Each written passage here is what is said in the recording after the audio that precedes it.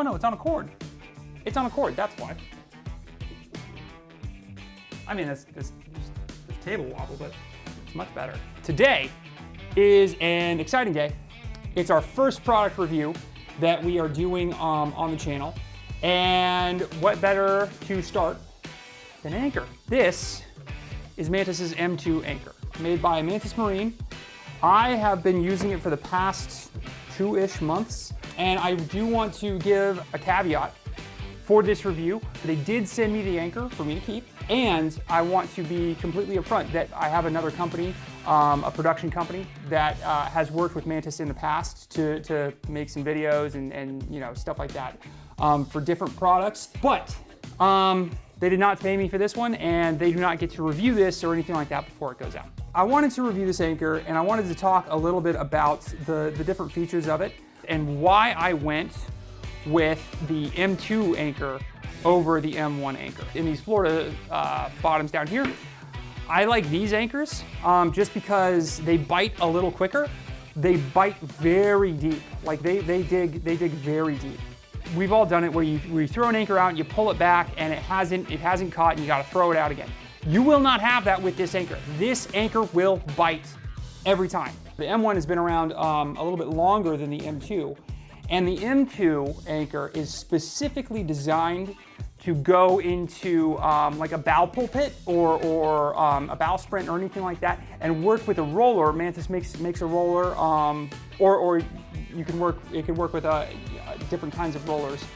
The Pursuit is too small of a boat to have a bow sprint. It does not have one, and it doesn't have a roller. And so when they were sending me this anchor, they asked which one I would prefer, and I chose the M2. And they pushed back a little bit and they asked why. They thought an M1 would work better for the boat, and I think it may, the M1 may. But the big difference between the M2 and the M1 is you have this curved shank right here, and the M1 has this bar that goes along here. That roll bar is part of the automatic, like it automatically resetting itself. So that way it's a security issue to make sure that the anchor stays set even during a tide fluctuation. Because I have such a small boat and because I have such limited storage on the boat, I have to pull the anchor out of the small tiny locker, get it underneath my little bow rail, and set the anchor. And anyone who's running a boat knows that I'm not usually the one who's setting the anchor. It's usually my wife or somebody else on the boat. So I wanted an anchor that wasn't gonna clang around, that wasn't going to hit these small spaces that I have in my boat. So I went with the M2, knowing that it probably was not the one that was designed for my application, but it was going to be a little bit slimmer, and it was going to not have as many things that could snag.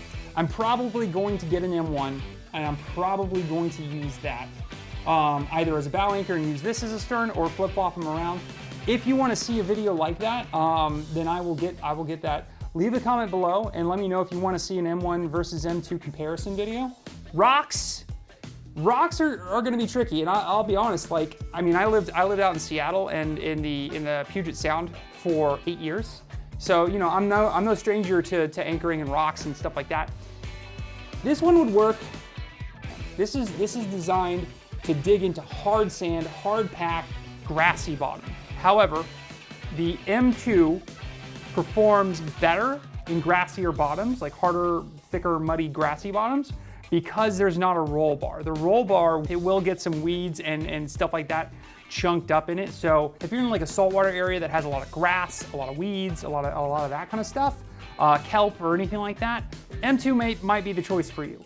If you are in a much like a more Florida place, honestly, that, you know, it's very sandy, there's not a whole lot of weeds and stuff like that on the bottom, the M1 is probably the perfect choice. You know, a lot of sailors will use these anchors, and sailors, there's a thing between power boaters and sailors where like they don't really like each other, which has always seemed kind of weird to me. Like, you're both boaters, like, does it matter? We're all in the water. If a sailor uses a product it's typically a really good product. And this anchor has gotten a big following in the sailing community, and it's just because it works. It's, you know, it's a good anchor. It's very versatile for all of the different bottoms that it can and will bite into. A couple of things that that I think could be better. I don't even know if it's something that I would say could be better.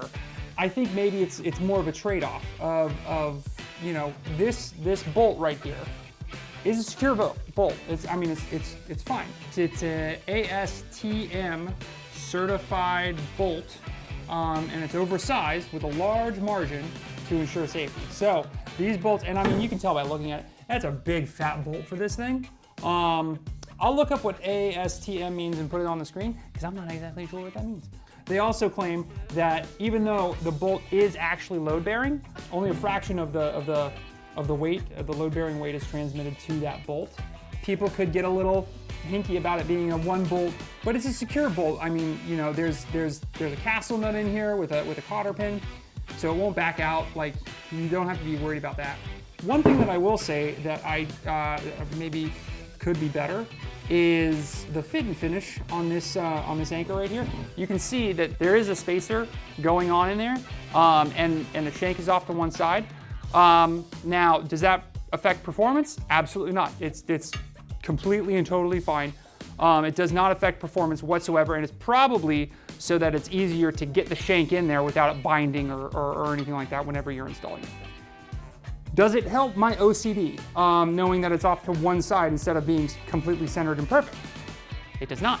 My OCD does not love that. You know, it's fine for performance. It just aesthetically doesn't look the best, being off to one side to my eye, but that's just me. I don't know, I don't love the look of galvanized. It's a good work anchor. If you don't care what your anchor looks like, galvanized steel's the way to go. You know what? That's probably what it is. If you have an anchor and you keep it in a locker, get galvanized. No one's gonna see it, no one's gonna care. If you have an anchor out on the boat or in a bow pulpit or something like that, get a stainless steel anchor, because people are gonna see that and you don't wanna look grody. Yeah, all in all, I gotta say, the Mantus anchor is a fantastic anchor. It is a great anchor and it will do what you need it to do. You know, I'm not gonna say that this is the anchor that is for everyone, for every application and use. It's not. It's the anchor for me. It's a good anchor. I love it. You know, I'll probably get a stainless steel one eventually. I'll link Mantus below, so you can, you know, do your own research and stuff like that. You may see some other videos that I filmed for them when looking at that. If you are not looking for an anchor and you are watching this video, then thank you for watching this video. I really appreciate it. I don't know why you are watching this video if you're not looking for an anchor. Another thing that I'd really appreciate is if you would like and subscribe to see more reviews. Maybe they'll be a little bit different. Maybe I'll change up this table. If this works, if this is looking good, I might sand this table down, get it really smooth and nice, and maybe this will be the product table.